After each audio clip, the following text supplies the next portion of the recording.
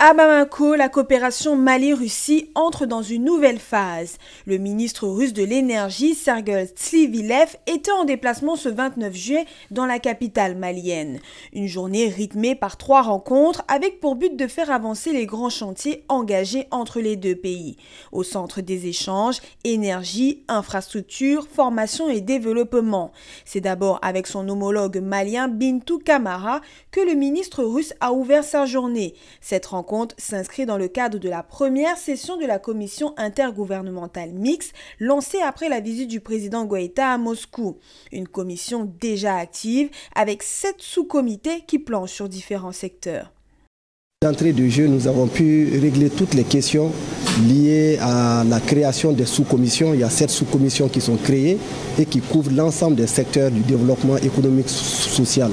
Nous avons indiqué qu'au niveau des 3 pays des États de l'Alliance du Sahel, nous allons veiller à ce que nous puissions avoir un partenariat avancé afin de pouvoir développer tout ce qui est transfert de compétences, éducation, renforcement des capacités et tout ce qui concerne la création de centres d'excellence.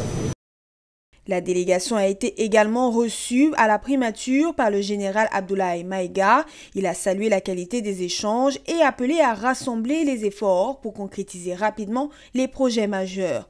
Autour de la table, plusieurs ministres maliens étaient présents, dont ceux de l'économie, de l'éducation, de la santé et des mines.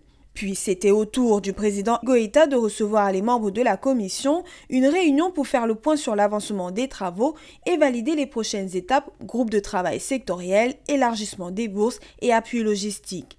Le ministre russe de l'énergie a évoqué une coopération appelée à s'élargir avec d'autres pays du Sahel, en rappelant l'ambition commune de renforcer l'autonomie énergétique du Mali grâce à l'expertise russe du nucléaire civil aux énergies renouvelables. Pour Bamako et Moscou, ce partenariat inédit dans la région pourrait servir d'exemple à d'autres pays du Sahel. Prochaine échéance pour la Commission, une réunion technique prévue fin août à Moscou. Tous les ministres ont été présents au cours de nos discussions aujourd'hui. Cela nous a permis de discuter d'une manière très détaillée les situations dans tous les domaines d'intérêt commun.